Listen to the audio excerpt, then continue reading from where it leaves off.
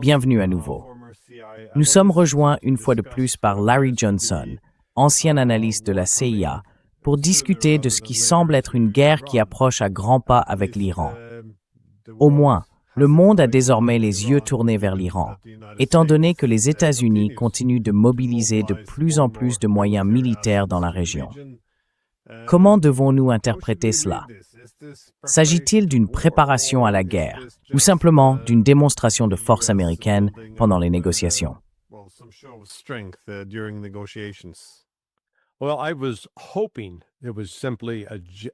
Eh bien, j'espérais qu'il ne s'agissait que d'un geste d'intimidation. Mais d'après ce que j'entends de la part d'amis encore impliqués dans les affaires de sécurité nationale, c'est bien plus grave. Ils l'ont décrit comme l'une de deux possibilités. Soit il s'agit d'une reprise de Midnight Hammer, lorsque les États-Unis ont lancé des raids B-2 dans le nord de l'Iran. Bien sûr, cela s'était fait, disons, en collaboration ou en coordination avec l'Iran. Soit ils se préparent à une attaque israélienne et veulent être en mesure de soutenir Israël. L'une de ces deux choses. Ils n'ont pas dit que c'était simplement pour pousser l'Iran à faire des concessions à la table des négociations. L'autre chose, vous savez, c'est que j'y vois un signal d'alerte. Il y a un ancien sous-secrétaire à la Défense, un certain Stephen Bryan.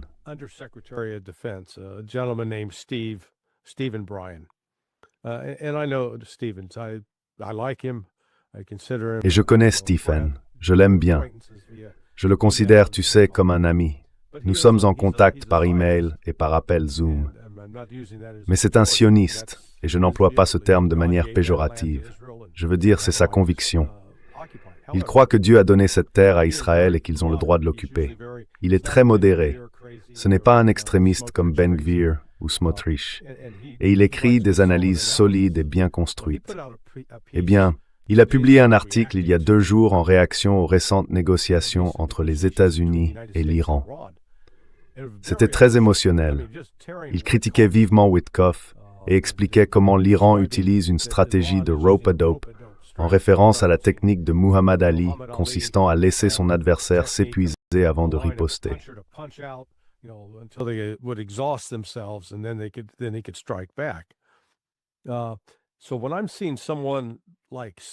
Alors, quand je vois quelqu'un comme Steve devenir aussi émotif, je me dis qu'il y a maintenant une énorme pression sur Trump pour qu'il attaque l'Iran.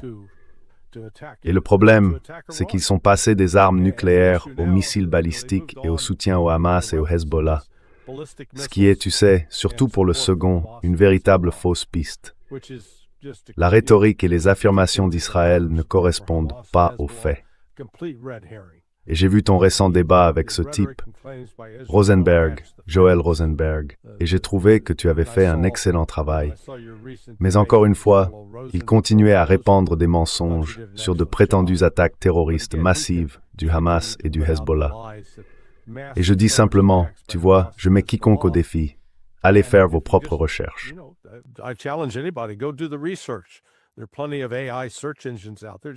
Il existe de nombreux moteurs de recherche d'IA. Il suffit de poser les questions. Combien d'Israéliens ont été tués par des groupes mandataires iraniens depuis 1992? Parce que c'est à ce moment-là que le Hezbollah est apparu. Et la réponse est moins de 5000. Maintenant, comparez cela aux plus de 70 000 Palestiniens qui ont été tués par les Israéliens au cours des 2 dernières années et 3 mois. Cela ne colle tout simplement pas.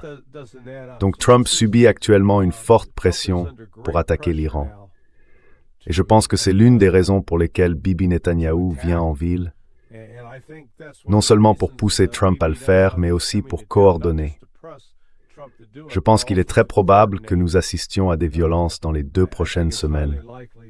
Mon Dieu, j'espère me tromper. J'aimerais vraiment avoir tort.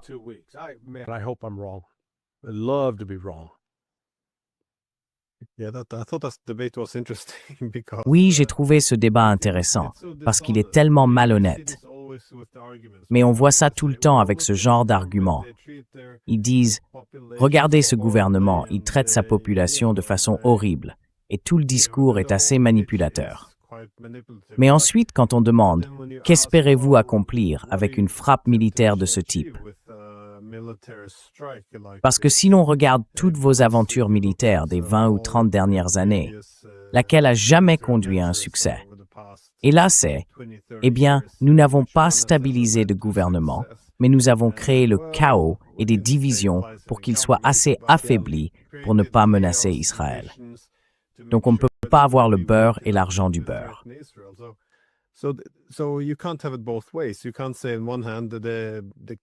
On ne peut pas dire d'un côté que l'objectif principal est de créer le chaos, l'instabilité et la souffrance pour les populations, et en même temps prétendre qu'on le fait pour les aider.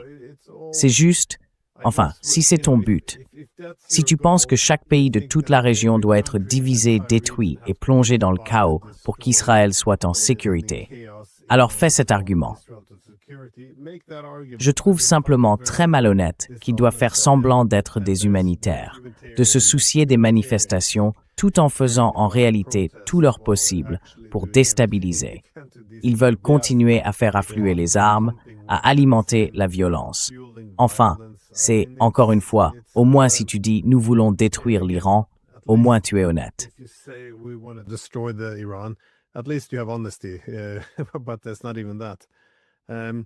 Mais ce n'est même pas ça. Si l'on retient la première hypothèse ici, bien que je ne pense pas que ce soit le cas, à savoir que l'objectif est simplement de mettre beaucoup de pression sur l'Iran dans les négociations, qu'est-ce qu'on peut réellement obtenir maintenant? Parce qu'il semble que les États-Unis se soient attachés à cette idée selon laquelle il ne suffit pas d'obtenir l'accord nucléaire. Mais qu'il faut aussi qu'il soit lié à l'abandon par l'Iran de tous ses alliés, à la renonciation à ses armes conventionnelles, ses missiles balistiques, toute sa capacité de dissuasion, et qu'il mise tout son avenir, son existence même, sur l'espoir qu'Israël et les États-Unis ne profiteront pas de sa faiblesse.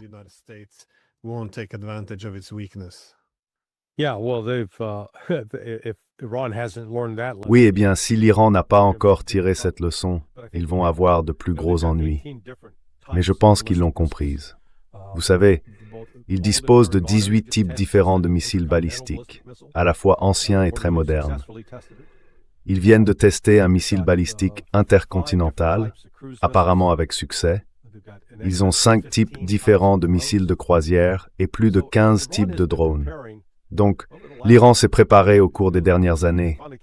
Enfin, ils ont fini par comprendre, à la suite des événements des 46 dernières années depuis l'arrivée de l'ayatollah Khomeini et la création de la République islamique en février 1969, qu'ils sont en guerre avec les États-Unis.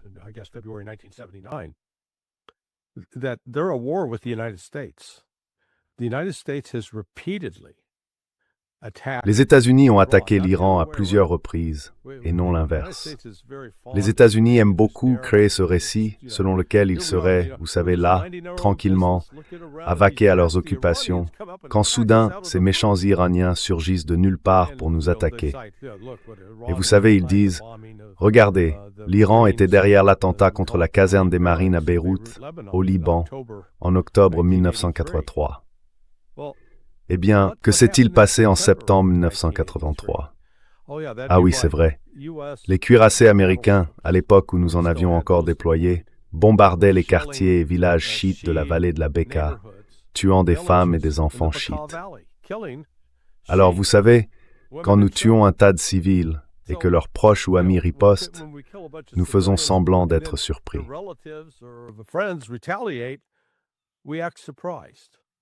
Vous savez, dès le tout début, en 1980, avant même que le Hezbollah n'existe, les États-Unis encourageaient Saddam Hussein à envahir l'Iran.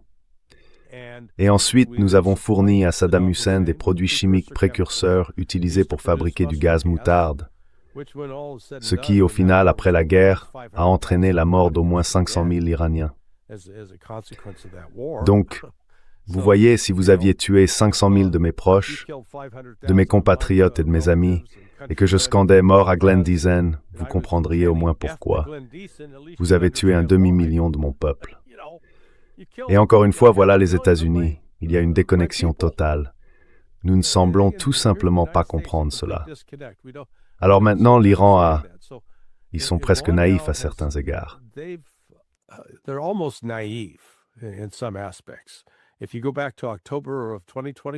Si l'on remonte à octobre 2024, lorsqu'ils ont lancé une attaque de démonstration, ils voulaient montrer à Israël ce qu'ils pouvaient faire avec des drones et des missiles, espérant que cela convaincrait les Israéliens de se retirer. Cela a eu l'effet inverse. Ils ont simplement supposé « Oh, l'Iran est faible ». Ils ont pris la patience iranienne pour de la faiblesse. Et la même chose s'est produite en juin, pendant la guerre de 12 jours. Ils ont continué à mentir au public, affirmant que l'Iran n'avait en réalité infligé aucun dommage à Israël, alors que c'était exactement le contraire. L'Iran en est donc arrivé au point où il a tracé une ligne dans le sable.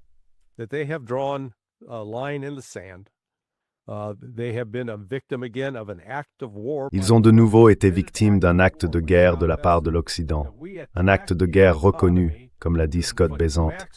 Nous avons attaqué votre économie pour vous infliger un maximum de dégâts économiques, à vous et à votre peuple. Et ils s'en sont félicités. Regardez ce que nous avons fait.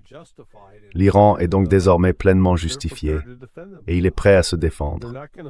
Il ne donnera pas le premier coup, mais s'il est attaqué, il ripostera à une échelle massive. Et il ne s'arrêtera pas tant qu'un règlement négocié de la guerre n'aura pas été trouvé, incluant la levée des sanctions économiques contre l'Iran. C'est là, je pense, que tout cela finira par mener, car cette fois, l'Iran bénéficie du soutien de la Chine et de la Russie.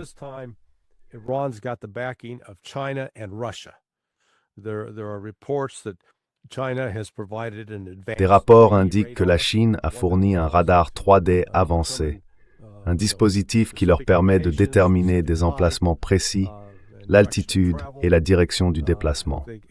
S'ils peuvent l'utiliser pour identifier les menaces entrantes, ils disposent alors de systèmes de défense aérienne fournis à la fois par la Russie et la Chine. Et en ce moment, des navires de guerre chinois et russes se dirigent vers la mer d'Arabie, où ils doivent, vers la mi-février ou au début du mois de mars, mener un exercice naval conjoint. Ce sera la 8e édition de cet exercice, commencé en 2019. La situation tactique est donc aujourd'hui bien différente de celle à laquelle l'Iran a été confronté lors de l'attaque surprise du 13 juin 2025.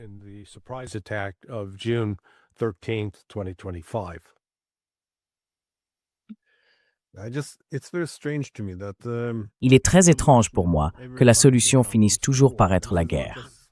Ce n'est pas seulement une question d'Iran. C'est la même chose qu'il s'agisse de la Russie ou de tout autre adversaire. En général, lorsqu'on est en conflit avec une grande puissance, on cherche des domaines où les intérêts stratégiques et sécuritaires essentiels peuvent être harmonisés. Alors, dans quel domaine les États-Unis pourraient-ils respecter l'Iran et que l'Iran devrait-il respecter des États-Unis ou d'Israël? Et s'il existe des domaines qui ne peuvent pas être harmonisés, on cherche alors des moyens de gérer la concurrence. Si rien de tout ça n'est possible, alors bien sûr, la guerre devient une option. C'est pourquoi j'aime souvent discuter avec des personnes issues du milieu du renseignement. Au moins, elles ont la maturité de s'asseoir avec l'autre camp, de comprendre sa politique, ses traditions, sa culture. Tout cela, précisément parce qu'on ne déteste pas ses adversaires.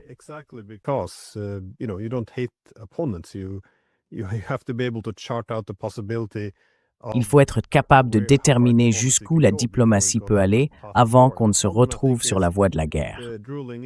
Le problème, je pense, ce sont les idiots baveux, nos politiciens, nos journalistes. C'est simplement la haine et le mépris de l'autre camp. C'est tellement aveuglant. Comme tu l'as dit à propos de l'Iran, il y a cette idée qu'ils sont forcément les méchants qui veulent toujours nous attaquer, et que quiconque remet cela en question est soit naïf, soit à la solde des ayatollahs. Ce genre de pensée extrémiste et radicale est vraiment destructeur. Je ne sais pas d'où cela vient en Occident. Si c'est juste un reste d'hégémonie, cette idée que tous les adversaires doivent être diabolisés. Je ne l'ai jamais compris. C'est très étrange. Nous n'étions pas comme ça avant. Nous étions capables de nous asseoir et d'apprécier le point de vue de l'autre, sans haïr nos adversaires, mais désolé.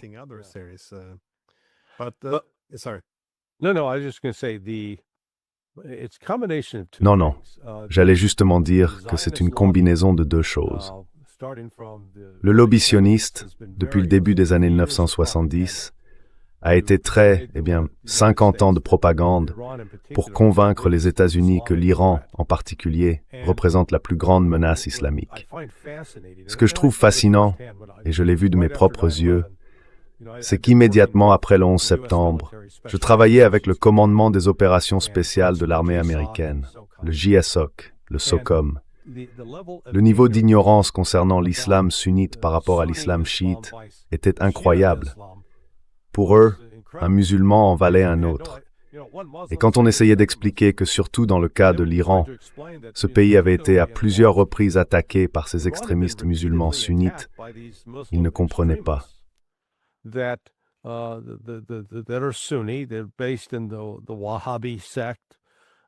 Ils appartiennent à la secte wahhabite originaire du Pakistan. On les connaît sous le nom de Deobandi. Mais vous savez, pendant de nombreuses années, l'Iran combattait précisément ces extrémistes islamiques que nous, aux États-Unis, affirmons être ceux qui nous ont attaqués le 11 septembre. Donc dès le départ, ça aurait dû faire de nous un allié naturel de l'Iran.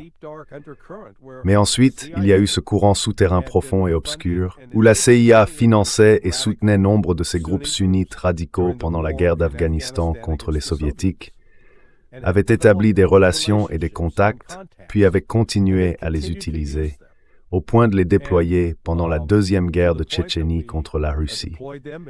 Et nous avons vu cela récemment avec Al-Jolani.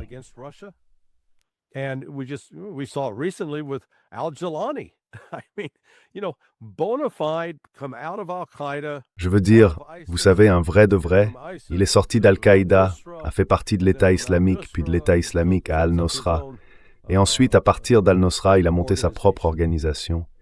Et il reçoit des accolades à la Maison-Blanche, dans le bureau ovale, bon sang. Alors vous voyez, on crée ce récit simpliste, musulmans mauvais, États-Unis bons.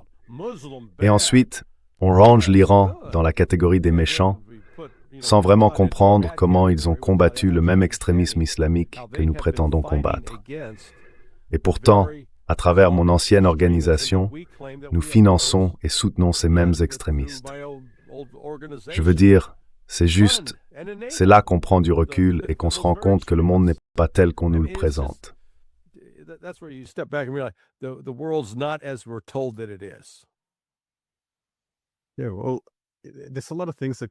Oui, eh bien, il y avait beaucoup de choses qui auraient pu être faites après les attentats du 11 septembre.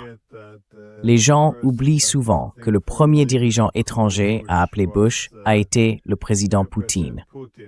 Et vous savez, il disait en substance, « Nous pouvons coopérer avec vous.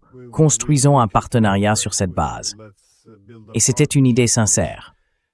Tant que les relations entre les États-Unis et la Russie restaient centrées sur la redéfinition de l'Europe à travers l'élargissement de l'OTAN, tout serait toujours un jeu à somme nulle. Mais ils se sont dit, nous avons aussi un problème avec ces fondamentalistes. Alors peut-être que cela peut être une occasion de surmonter l'héritage de la guerre froide et de devenir de véritables partenaires. Cette occasion n'a pas été saisie. Et comme vous l'avez dit, il en a été de même avec l'Iran.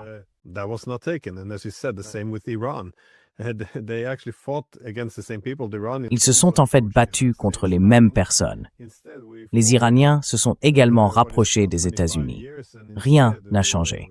Au contraire, avançons de 25 ans, et l'Occident politique, pas seulement les États-Unis, s'est allié à Al-Qaïda en Syrie. Franchement, on croirait rêver. Que faisons-nous ici? Les chemins non empruntés sont tout simplement extraordinaires.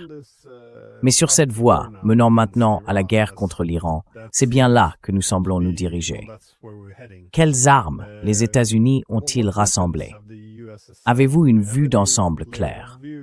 Parce qu'il ne semble pas que cela va simplement être une autre guerre de 10 jours. Ils ont besoin d'une quantité incroyable, non seulement de défense aérienne, mais aussi de capacités offensives, s'ils veulent s'en prendre à un adversaire aussi massif que l'Iran.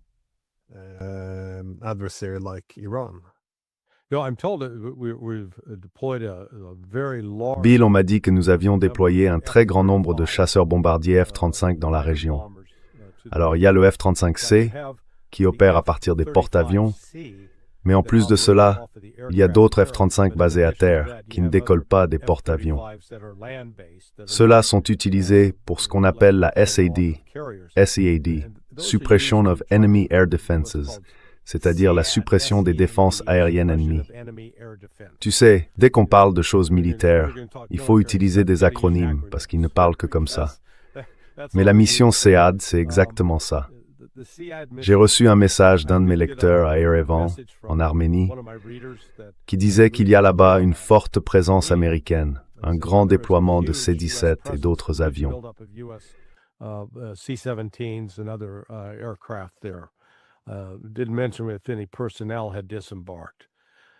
Ils n'ont pas précisé si du personnel avait débarqué. Ainsi, les États-Unis déploient des forces dans la région, mais ils le font en partant du principe que l'Iran ne sera pas en mesure de détecter, encore moins d'intercepter, ces avions. Le F-35 est connu comme un avion furtif. Le problème, c'est que les Chinois auraient déployé un radar spécialement conçu pour détecter les appareils furtifs. On entre donc dans des eaux extrêmement dangereuses, car il n'y a pas que l'Iran qui se lève en disant « Très bien, nous allons riposter ». Pendant la guerre de 12 jours, ils auraient pu bombarder toutes les bases américaines.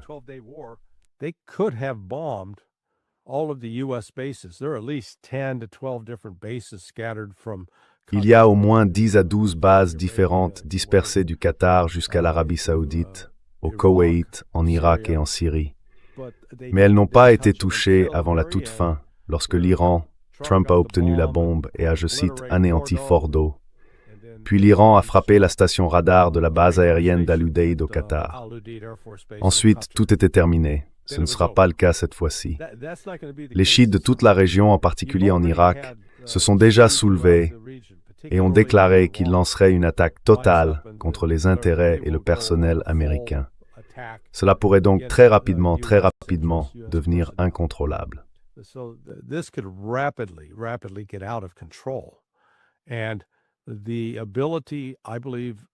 Je pense que l'Iran a la capacité d'infliger des dégâts dévastateurs à Israël. Ils éviteront Jérusalem, mais ils détruiront Haïfa et Tel Aviv, pire que tout ce qu'Israël a jamais connu. Compter sur le THAAD, le Patriot ou le dôme de fer ne servira à rien. L'Iran dispose de trop de missiles. Ils peuvent submerger et épuiser les systèmes de défense aérienne. Et ils possèdent aussi des missiles capables de voler à des vitesses hypersoniques et de manœuvrer. Ce serait bien impossible leur interception par ces systèmes.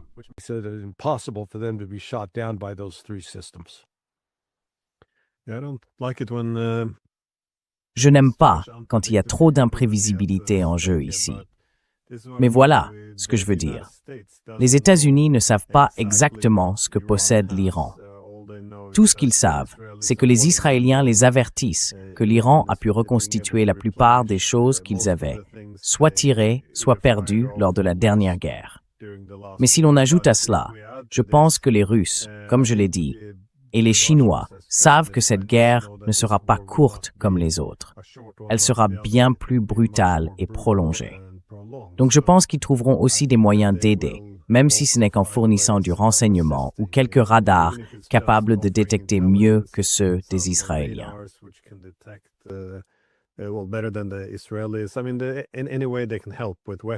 Je veux dire, de toutes les manières dont ils peuvent aider avec des armes, sans bien sûr s'engager dans une guerre directe avec les États-Unis. Mais avec toute cette imprévisibilité, il est tout de même très étrange que les États-Unis soient prêts à aller de l'avant avec cela. Je veux dire, il y a eu des jeux de guerre par le passé qui ne se sont pas très bien terminés. Donc, la décision de continuer malgré tout, c'est la seule source d'optimisme que j'ai. Car cela semble tout simplement trop insensé pour qu'ils aillent réellement jusqu'au bout. Mais ce qui est...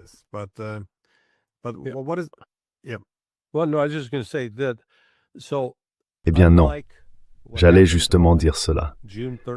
Donc contrairement à ce qui s'est passé le 13 juin 2025, la guerre de 12 jours, puis à cette dernière tentative de déclencher une révolution de couleur qui a commencé le 28 décembre et a duré jusqu'à environ le 10 janvier.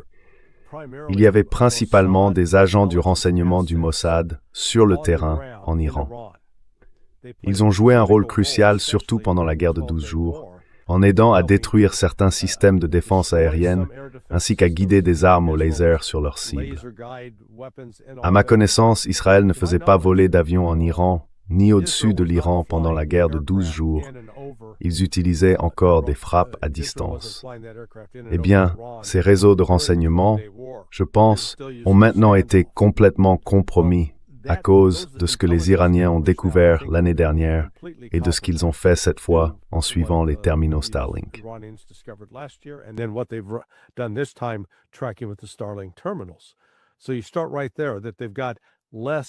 Donc on commence par là. Ils disposent de moins de capacités de renseignement sur le terrain. En fait, ils sont plus aveugles aujourd'hui qu'ils ne l'ont jamais été. Mais nous avons aussi le bilan des États-Unis avec son groupe aéronaval, un groupe de frappe de porte-avions en mer Rouge en mars dernier, et maintenant l'opération Rough Rider. Dans cette opération, la Marine avait reçu pour mission spécifique d'établir la liberté de navigation en mer Rouge. Cela signifiait qu'un navire pouvait naviguer où il le souhaitait sans être harcelé, coulé ou attaqué, et qu'il fallait affaiblir et réduire les capacités offensives des Houthis, ainsi que leurs relations et leur soutien de la part de l'Iran. Telles étaient les 3 missions. Et pour y parvenir, à un moment donné, un premier porte-avions est arrivé, puis un second.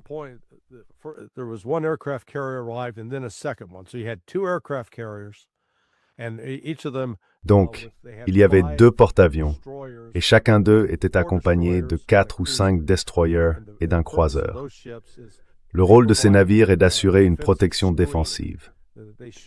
Ils disposent de missiles de défense aérienne, généralement une centaine par navire, destinés à être tirés sur les missiles Houthis entrants. Maintenant, si l'on regarde ce que nous avons au large des côtes iraniennes en ce moment, nous n'avons qu'un seul porte-avions. D'accord? Nous avons donc la moitié de ce que nous avions en mer Rouge, et au lieu d'un total de 5 navires capables d'assurer la défense aérienne, nous n'en avons plus que 3. Ce qui rend la situation encore plus faible, c'est que chacun de ces 3 destroyers, au lieu d'avoir un ensemble complet d'environ 100 missiles de défense aérienne dans leurs cellules de lancement verticales, imaginez-les comme des tubes intégrés dans le pont du navire, en possèdent désormais moins.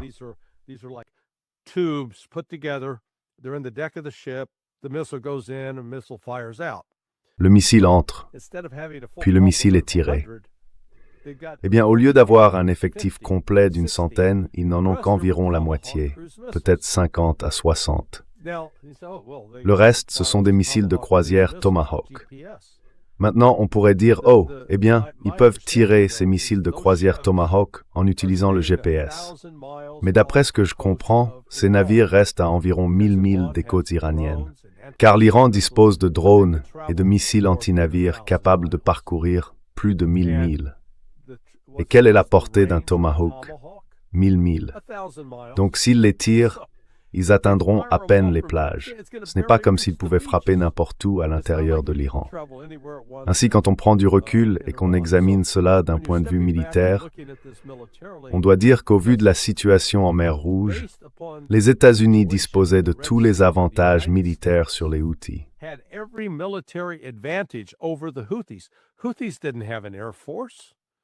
Les Houthis n'avaient pas de force aérienne. Ils disposaient d'un stock limité de missiles. Ils n'avaient absolument aucun système de défense aérienne. Et pourtant, nous avons échoué, complètement échoué, à les empêcher d'interférer avec les navires qu'ils voulaient attaquer. Et maintenant, nous nous retrouvons face à l'Iran, qui possède une force aérienne moderne. Ils ont des systèmes de défense aérienne modernes, renforcés par la Russie et la Chine. Ils disposent d'un incroyable arsenal de missiles balistiques et de croisières enfouies dans des villes souterraines très bien protégées. On ne peut pas détruire cela simplement avec un missile de croisière Tomahawk, par exemple. Alors nous allons nous engager dans ce combat. Et comme je l'ai dit, je partage votre perplexité.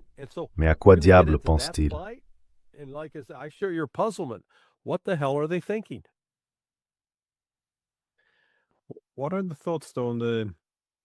Quelles sont les réflexions du côté israélien? Je ne sais pas si tu suis les médias israéliens, mais surtout maintenant que Netanyahou doit rendre visite à Trump cette semaine.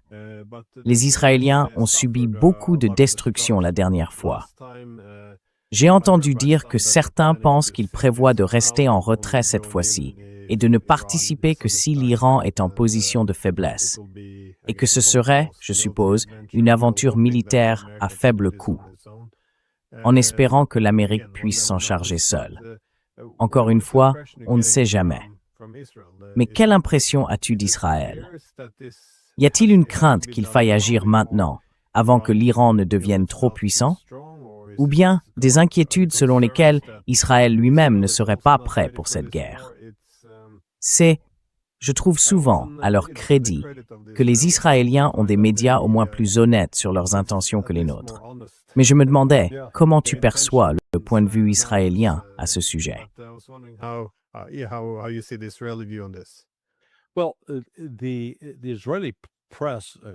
Eh bien, la presse israélienne affirme qu'il s'agit d'une visite urgente de Netanyahou. Je ne peux pas exclure qu'il s'agisse d'une visite visant à coordonner une opération militaire, car la dernière fois que Netanyahou était à Washington, c'était le 29 décembre, il y a environ 41 jours, lorsque Bibi a rencontré Trump. Il coordonnait alors cette révolution de couleur lancée le 28. D'après ce que je comprenais à l'époque, le plan prévoyait que les États-Unis mènent une attaque au moment où les manifestations atteindraient leur apogée, dans le but de déstabiliser davantage et de provoquer l'effondrement du régime. Eh bien, ce plan n'a pas abouti. Quoique la CIA et le Mossad aient promis, cela ne s'est pas réalisé.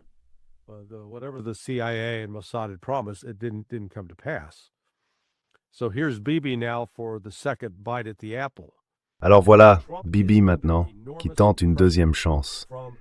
Trump subit une énorme pression du lobby sioniste, à la fois d'Israël et d'ici, aux États-Unis. Je veux dire, des gens comme la femme de Sheldon Adelson, Miriam Adelson, les donateurs. Vous savez, j'ai écrit un article sur sonar21.com hier soir, commentant un article récent de Stephen Bryan. Je connais Stephen, je pense que c'est une personne très correcte. Il a été sous-secrétaire à la Défense sous Ronald Reagan, de 1981 à 1988. Donc bon sang, il y a plus de 40 ans. Mais il a écrit un texte démolissant les discussions qui ont eu lieu à Oman, une critique cinglante de Steve Witkoff, et appelant à l'action, disant que Trump doit faire quelque chose.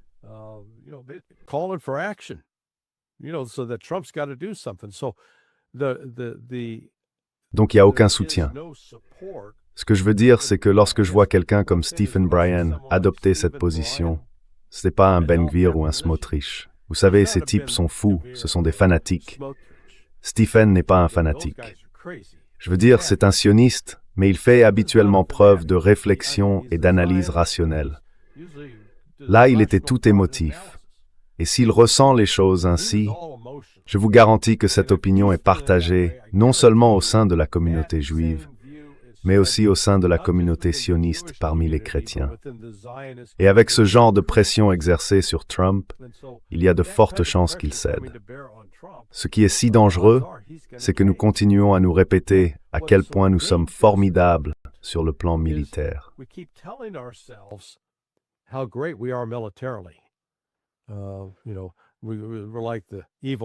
Vous savez, nous sommes un peu comme la méchante reine dans Blanche-Neige. Vous savez, miroir, mon beau miroir, dis-moi qui est la plus belle. Et le miroir répond, « Oh, c'est toi, tu es la meilleure. Personne n'est meilleur que toi. » Et pourtant, nous sommes incapables de prendre du recul et de regarder objectivement.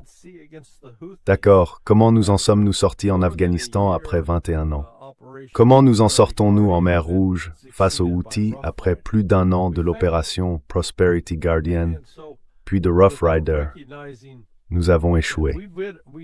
Et sans reconnaître cela, nous sommes entrés dans une ère où l'armée américaine, telle qu'elle existe institutionnellement, a été conçue pour une période particulière, à une époque où la technologie était différente. Elle a désormais changé.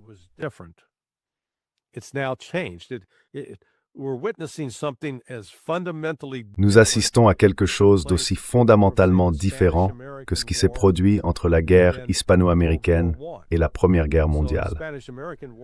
Pendant la guerre hispano-américaine, Teddy Roosevelt montait la colline à cheval. La cavalerie à cheval avait encore de l'importance. Mais quelque part au cours des 20 années suivantes, avec l'apparition des chars, et en particulier des mitrailleuses, les chevaux ont cessé d'être vraiment pertinents. Je veux dire qu'ils sont devenus plus un handicap qu'un atout. Regardez maintenant ce que nous faisons avec les porte-avions. Nous passons des années à les construire, 15 milliards de dollars ou plus, et tout à coup, ils peuvent être détruits par un missile hypersonique coûtant 500 000 dollars. La Chine en a, la Russie en a, et l'Iran en aurait également.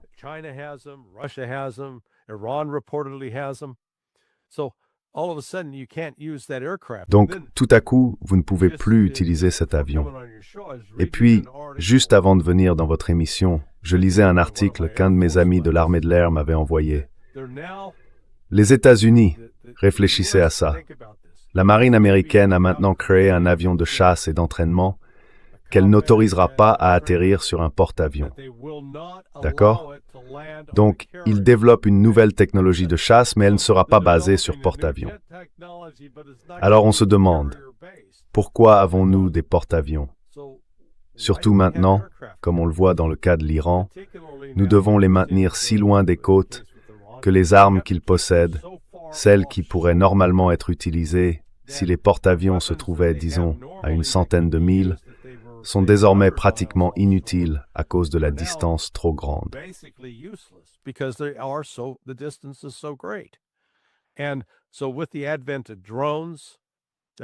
Ainsi, avec l'avènement des drones, rien que d'un point de vue technologique, on se rend compte que ces destroyers censés assurer la défense aérienne disposent d'une centaine de missiles à bord. En général, lorsqu'ils subissent une attaque, ils tirent 2 de ces missiles, parfois plus, mais disons au moins 2 pour abattre une seule cible. Cela fait 50 tirs possibles. Alors imaginez que vous submergiez un porte-avions ou ce destroyer avec 300 drones. C'est faisable. On ne peut pas tous les abattre, et ils peuvent ensuite attaquer et causer des dégâts. Et une fois que le destroyer a tiré tous ses missiles, il doit se rendre dans un autre port pour être rechargé par une grue.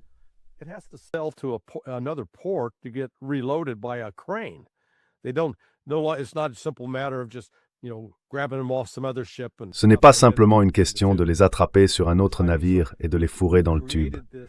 Nous avons donc créé un système dysfonctionnel, hautement technique, très avancé, et il est inutilisable dans un environnement de combat. Et c'est à cela que ces gens réfléchissent. Regardez, avec tous les avantages que nous avions sur le papier, allons en Afghanistan. Nous avions des chars, de l'artillerie, des avions à voilure fixe, des hélicoptères à voilure tournante, des mortiers, des images aériennes, et nous combattions une bande de type armés de fusils. En gros, ils avaient quelques mortiers, quelques mitrailleuses lourdes, mais ils étaient loin d'être aussi bien équipés que nous. Et nous n'avons pas pu les vaincre après 21 ans. Nous avons dû nous retirer parce que nous ne pouvions pas gagner cette insurrection.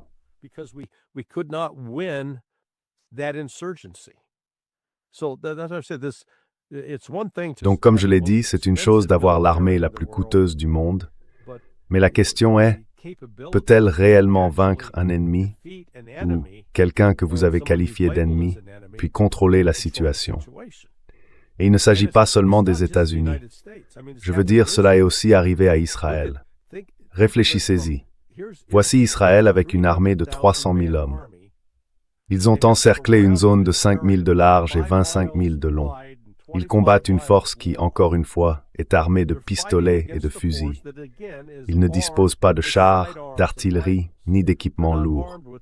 Et malgré tout, cet avantage dont Israël bénéficie, puisqu'ils les ont complètement encerclés, ce n'est pas comme s'ils avaient un moyen facile de se réapprovisionner.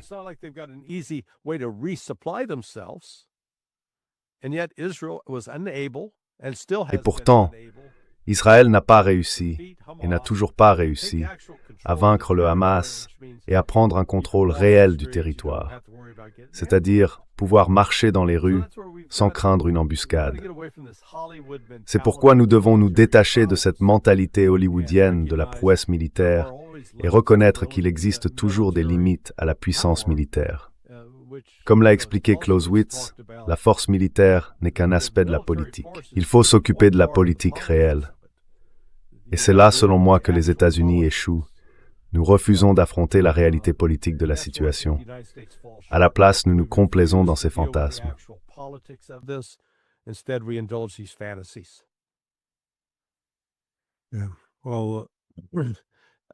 Oui.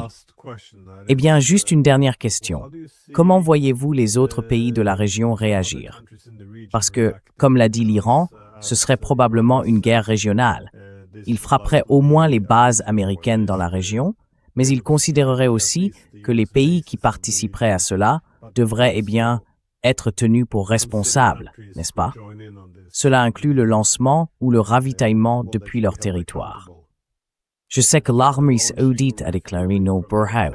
Nous n'allons pas le permettre, afin de cesser de frapper.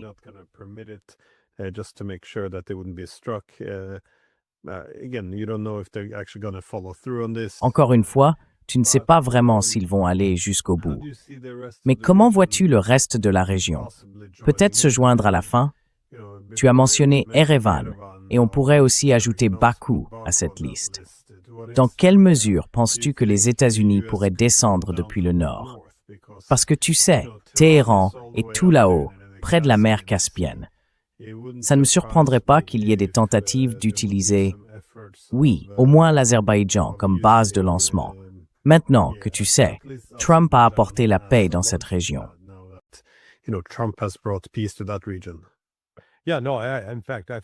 Oui, non. En fait, je pense que c'est ainsi que cette guerre va s'étendre. Je m'attends pleinement à ce que l'Arménie et l'Azerbaïdjan soient utilisés comme base de lancement pour des attaques contre l'Iran. L'Iran a eu des discussions avec les Azéris, mais ce ne serait pas la première fois qu'un gouvernement trahit un autre gouvernement. Je pense que l'Iran a également mis en place des plans de contingence pour neutraliser des cibles militaires. Ce ne sont pas de grands pays, donc c'est un avantage pour l'Iran. L'autre avantage, c'est que la Russie fournit également un soutien en matière de renseignement à l'Iran concernant l'Arménie et l'Azerbaïdjan, car Poutine et son gouvernement ne sont pas très satisfaits de ces deux-là. Ils reconnaissent que les États-Unis ont entrepris un plan de subversion visant à retourner ces pays afin qu'ils puissent être utilisés comme tremplin pour attaquer la Russie.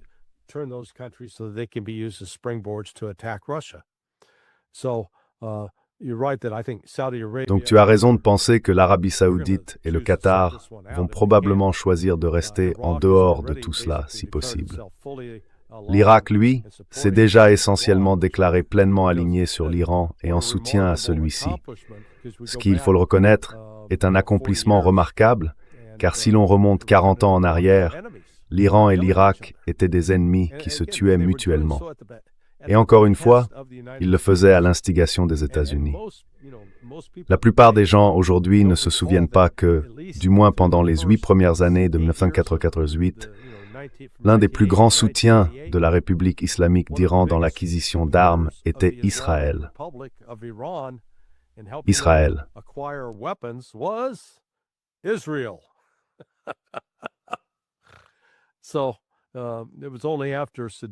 Ce n'est qu'après que Saddam, tu sais, a complètement déraillé et n'a plus été considéré comme une menace, qu'Israël a tourné son attention ailleurs et a dit « Oh, maintenant, il faut s'inquiéter de l'Iran » comme d'une menace nucléaire potentielle. Tu vois, on aime toujours présenter ces choses de manière très simple, en noir et blanc. On sait qui sont les gentils, on sait qui sont les méchants.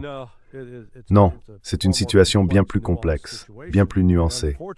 Et malheureusement, l'Occident n'y comprend absolument rien. Pas la moindre idée. On se contente de la version caricaturale, les méchants ayatollahs qui tuent des enfants innocents pendant que l'Amérique la belle court partout en plantant des arbres et en ouvrant des boutiques de fleurs. On ne pourrait pas être plus loin de la vérité. couldn't be further from the truth. Eh bien, juste une dernière réflexion.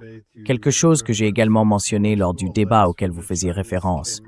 Lorsque les Chinois sont intervenus et ont commencé à essayer d'améliorer les relations entre l'Arabie saoudite, les autres États du Golfe et l'Iran, ce que vous avez entendu de la part de l'ancien chef du Mossad, c'était essentiellement « Écoutez, si toute la coalition anti-iranienne est en train de s'effondrer, nous devrions aussi envisager la possibilité de faire la paix avec l'Iran. Nous ne partageons pas de frontières communes, nous n'avons pas vraiment tant d'intérêt que cela, qui nécessite une coalition. Peut-être qu'il est temps de commencer à parler de la manière dont nous pouvons négocier. Quels sont leurs intérêts fondamentaux que nous devons respecter et quels sont nos intérêts fondamentaux qu'ils doivent respecter. Au moins, commencer à discuter.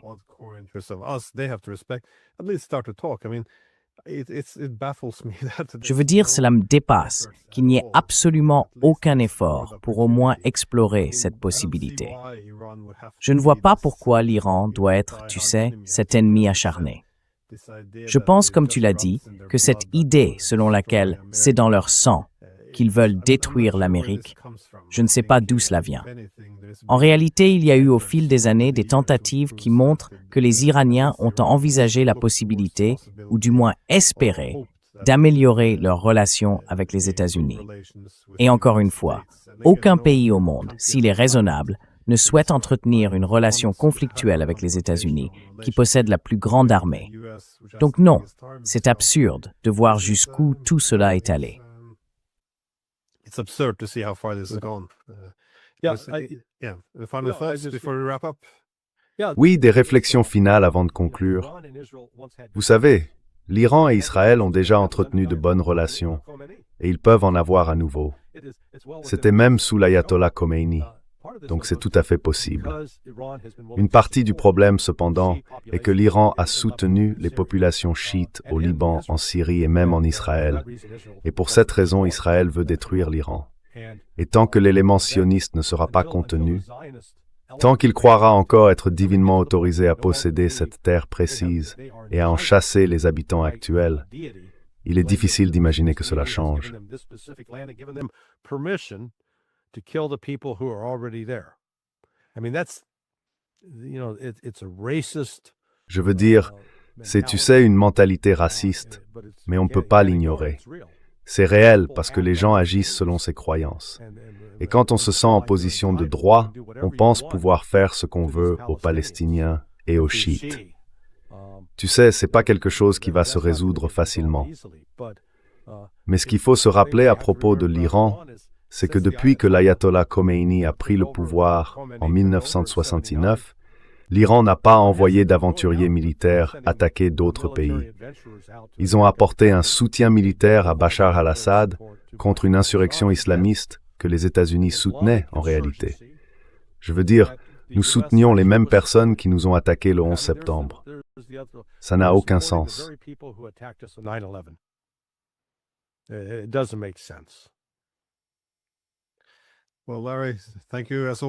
Eh bien, Larry, merci, comme toujours, d'avoir pris le temps. Je sais que tu es très sollicité. Je laisserai un lien vers Sonar 21 dans la description et je recommande vivement à tous les auditeurs d'aller lire tes articles là-bas. C'est ce que je fais en tout cas. Alors, encore merci. Eh bien, merci pour ce que vous faites, car votre programme offre vraiment une grande variété d'informations. Si les gens prennent simplement le temps de regarder, ils seront mieux informés. Bien mieux qu'avec les médias traditionnels, je dirais. Il n'en faut pas beaucoup de nos jours, malheureusement. Merci, très bien, au revoir. All right, bye-bye.